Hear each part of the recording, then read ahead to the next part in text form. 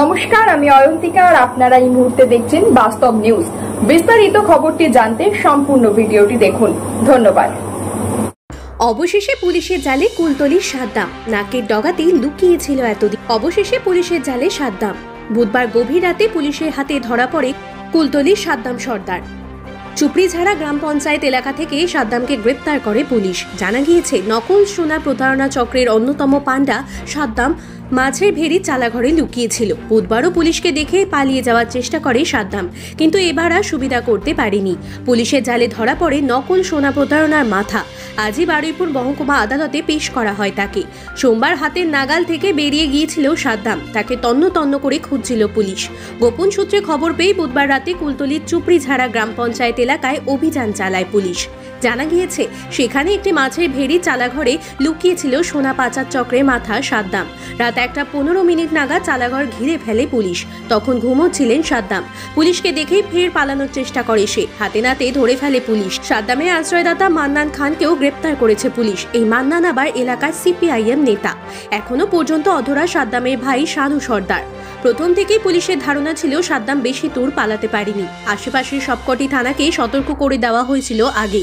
পাশাপাশি সিভিক ভলেন্টিয়ারদের কাছেও সাদ্দামের ছবি পাঠিয়ে সতর্ক থাকতে বলা হয়েছিল। গোপন সূত্রে খবর পেয়ে বুধবার রাতে অভিযান চালায় পুলিশ। ধরা পড়ে সাদ্দাম। কে এই সাদ্দাম? নামে সোনার ব্যবসায়ী সাদ্দাম। আসল সোনার মূর্তির ছবি দেখিয়ে নকল মূর্তি বিক্রি থেকে শুরু করে ডাকাতি, নানান কুকীর্তির অভিযোগ রয়েছে সাদ্দামের বিরুদ্ধে।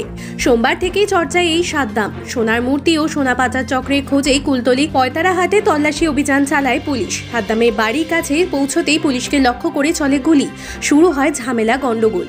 আর এই ফাঁকেই উধাও হয়ে যান সাদ্দাম ও তার ভাই। অভিযোগ, কার্যত পুলিশের হাত থেকে ছিনিয়ে নিয়ে যাওয়া হয় সাদ্দামকে। এই অভিযোগে 2 মহিলাকেও গ্রেপ্তার করে পুলিশ। পরে সাদ্দামের বাড়ি তল্লাশি চালাতে চক্ষু চড়ক গাছ পুলিশের। বেডরুমে খাট সরাতেই বেরিয়ে আসে গোপন সুড়ঙ্গ। কংক্রিটের সেই সুড়ঙ্গ সোজা গিয়ে মিলেছে মাতলা নদীর কাকড়া খালে। তদন্তে এখনো পর্যন্ত জানা গিয়েছে, বিগত 15 বছর ধরে নকল সোনা বিক্রির ব্যবসা করত সাদ্দাম। সোশ্যাল মিডিয়ার মাধ্যমেই মূলত নকল সোনার মূর্তি বিক্রির টোপ ফেলত। মূল টার্গেট ছিল ব্যবসায়ীরাই। নির্জন জায়গায় ডেকে নকল মূর্তি দিয়ে বা সির্ফ ভয় দেখিয়ে টাকা হাতিয়ে নিত সাদ্দাম ও তার সাকরেতরা। 12 লক্ষ টাকার প্রতারণার অভিযোগ রয়েছে সাদ্দামের বিরুদ্ধে। এছাড়াও ডাকাতি, রাহাজানি সহ একাধিক মামলা রয়েছে। কুলতলির ঘটনায় সাদ্দাম সর্দারের 12 দিনে পুলিশ হেফাজত। মান্নান খানের 5 দিনে পুলিশ হেফাজতের নির্দেশ বারুইপুর মহকুমা আদালতে। আর আপনারা সেই ছবি সরাসরি দেখছেন শুধুমাত্র বাস্তব নিউজের পর্দায়।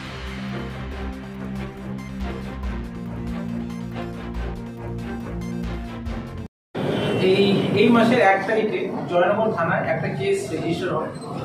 অভিযোগ ছিল, অভিযোগকারী উনি নদিয়া জেলার বাসিন্দা। উনি এসে বলেন কি এখানে উনি চুল কিনতে এসেছিলেন, মানে ওটা ওনাদের যে একটা ট্রানজ্যাকশন ছিল, তারপরে আমরা চুল কেনার অভিযোগে উনি কিছু দুষ্কৃতীদেরকে ওনারা 12 লাখ টাকা মতো টাকা দেয়, কিন্তু ওরা চুলও পায় না। এটা হচ্ছিল আমাদের অভিযোগ। আমরা ইমিডিয়েটলি কেস রেজিস্টার করি। আর কারা কারা ছিল এর সঙ্গে এরা যেটা করেছে, আমরা ওটা ইনভেস্টিগেশন করে আমরা কিছু নাম বেস্ট অন দ্যাট আমরা বিভিন্ন জায়গায় গত 15 দিন ধরে আমরা রেড করি। শেষে 15 তারিখে সকালবেলা আমাদের কাছে একটা খবর আসে কি ওদের মধ্যে সাদ্দাম সর্দার বলে এক দুষ্কৃতী ও আমরা হদিশ পাই। আমরা যাই জালাবিরিয়া 2 কুলতলি থানার আন্ডারে আমরা লোকেশন পাই। আমরা গিয়ে ওখানে রেড করি। রেড করার পর ওকে আমরা আটক করি। যখনই আমরা ওখানে আটক করি তখন ওখানকার কিছু লোক, ওরই ভাই সাইদুল বলে একজন, ও ওখানে বেরিয়ে আসে। ওখানকার কিছু মহিলারা বেরিয়ে আসে, না ওয়াইফ বেরিয়ে আসে। আর আমাদের পুলিশের অ্যাকশনে ওনারা বাধা দেয়। পরবর্তীকালে শহীদুল নিজের বাড়ির থেকে একটা আর্মস বের করে পুলিশে ডাইরেক্টলি দেখি চমকায় আর একটা ফায়ারও করে। আর ফায়ার করার পরে ওখানকার সব লোকজন মিলে এই সাদ্দাম হোসেন, যাদেরকে আমরা আটক করেছিলাম, ওদেরকে ওখান থেকে আমাদের কাছের থেকে তুলে নিয়ে চলে যায়। পরবর্তীকালে আমরা ওখান থেকে অন দ্য স্পট 2জন মহিলাকে অ্যারেস্ট করি। আর এটার জন্য আর একটা কেস রেজিস্টার করা হয়। আর আমরা আবারও তদন্ত করি, আবার এদের ওয়ারহাউস খোঁজা শুরু করি। ইনভেস্টিগেশনে যাওয়া পাওয়া যাচ্ছিল কি এদের একটা বড় গ্যাং আছে, যেটা শুধুমাত্র শুনলাম বিভিন্ন আলাদা আলাদা মোডাস অপারেন্ডি আছে। এক হচ্ছে পুরনো নকল সোনা বিক্রি করার একটা এদের চক্রান্ত আছে। আর্টিফ্যাক্টস, পুরোনো আর্টিফ্যাক্টস, পুরো এটা মুঘল জমানার আর্টিফ্যাক্টস, কিছু কয়েন্স, এইসব বিক্রি করে বিভিন্ন লোককে প্রলোভন দেখিয়ে এরা আসতো, ওখানে ডাকতো, ডেকে ওদের কাছ থেকে কিছু কিছু ক্ষেত্রে হয়তো এই মাল দিত। কিন্তু বেশিরভাগ যেটা দেখা যাচ্ছে এরা কিন্তু টাকা নিয়ে কিছু এদেরকে দিত না। আমরা ফাইনালি কালকে একটা খবর পেয়ে পরশুদিন 16 তারিখে আফতাবুল সর্দার বলে একজন আছে, ওকে আমরা অ্যারেস্ট করি। আর গতকাল রাত গভীর রাত 1টার সময় আমরা রেড আমরা করি চুপড়িঝাড়াতে। ওখানে একটা আলাঘর পাওয়া যায়। আর ওখানে যে আমাদের ঠাকুররানী নদী আছে ওর পাশে যে আলাঘর ফিশারি, ওই ফিশারির মালিক হচ্ছে মান্নান খানের 3-4টে আলাঘর ছিল। ওর একটা আলাঘরে এই শেল্টার নিয়ে বসেছিল এ আর মান্নান, মানে সাদ্দাম সর্দার আর মান্নান দুজনেই শেল্টার নিয়ে বসেছিল। আমরা খবর পেয়ে ওখানে আমরা গিয়ে রেড করে আমরা দুজনকেই অ্যারেস্ট করি।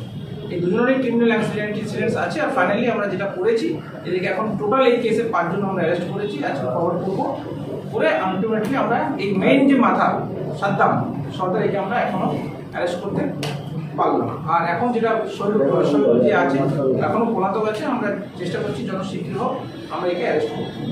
স্যার, প্রথম প্রশ্ন, এই গ্রেফতার করার কি জয়নগরের কেসটা নাকি আপনাদের উপর হামলার কেসটা? দুটোই। জয়নগর কেসে সাদ্দাম সর্দার একজন আসামি ছিল, ওকে আমরা জয়নগর কেসে অ্যারেস্ট করেছিলাম। কিন্তু ওদিনকে যে পুলিশের উপর আক্রমণ করলো, পুলিশের উপর ফায়ারিং করলো, ওটার জন্য ও আসামি ছিল, ওটার জন্য অ্যারেস্ট। দুটো কেসেই ফরওয়ার্ড। কতদিন ধরে চিনতো এবং কিভাবে তাদের সঙ্গে পরিচয় ছিল? গত 1 বছর ধরে চিনতো, তাই বললো।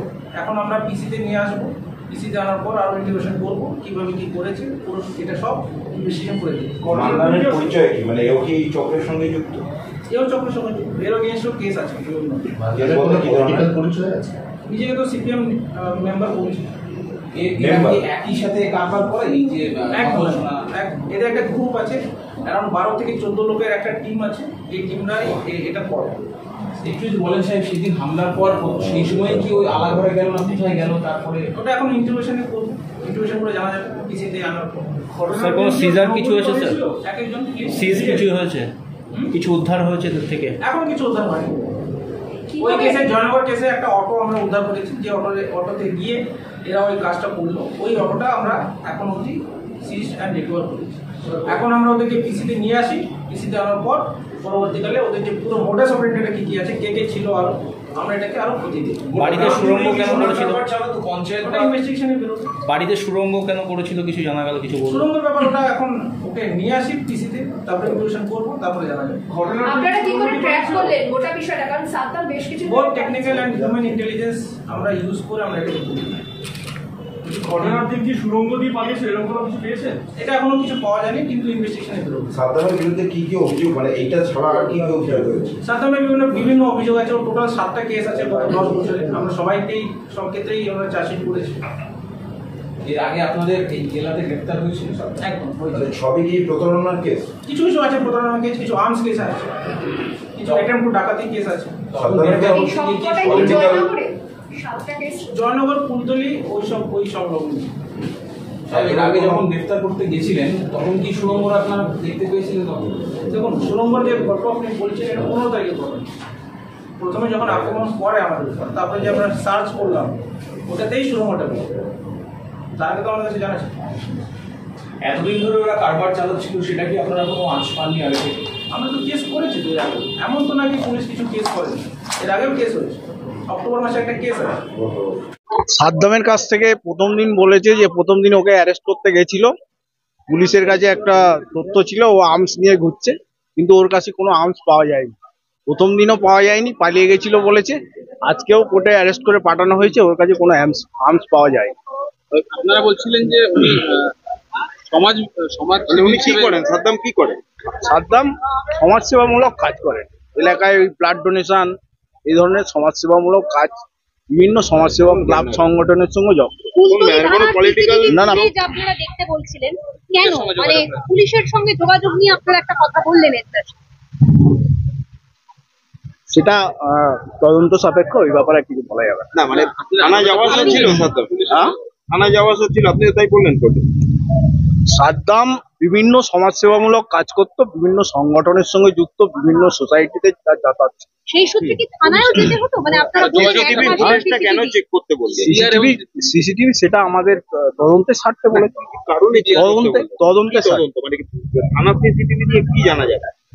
থানা সিসিটিভি আনলে কি জানা যাবে সেটা এখন বলা যাবে না, তদন্ত। বললেন যে পুলিশের হ্যাঁ, পুলিশের সাদ্দামের কল লিস্ট দেখুক যে ও কাদের সঙ্গে যোগাযোগ আছে, ক্রিমিনালদের সঙ্গে যোগাযোগ আছে না সোসাইটির ভালো মানুষদের সঙ্গে যোগাযোগ আছে,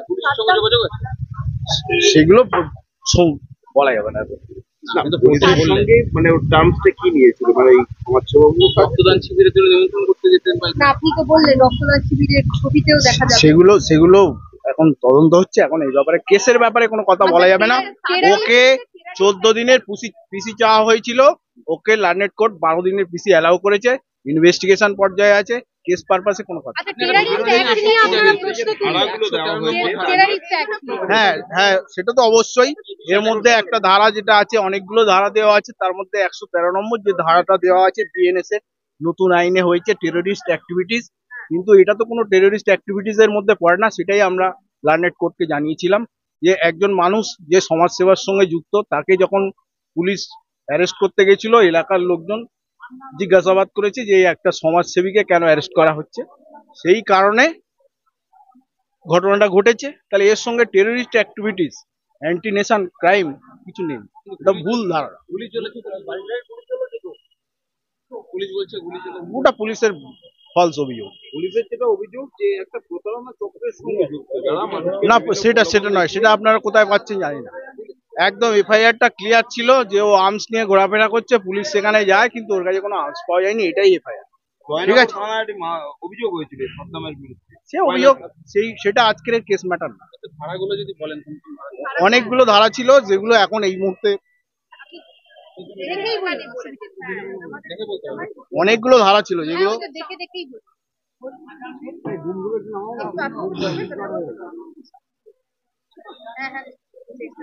এখানে ধারা ছিল 190 বিএনএস যে নতুন ভারতীয় ন্যায় সংহিতা হয়েছে 191, 115 ক্লজ 2, 115 ক্লজ 2, 132, 121 ক্লজ 2, 109, 111, 112 and 113। কোনো ক্লজ নেই। হ্যাঁ, আর্মস অ্যাক্ট 25-27 আর্মস। আমার নাম মোহাম্মদ আব্দুল হালিম। সমস্ত খবর সবার আগে জানতে অবশ্যই বাস্তব নিউজ চ্যানেলটি follow, like, share and comment করতে ভুলবেন না। ধন্যবাদ।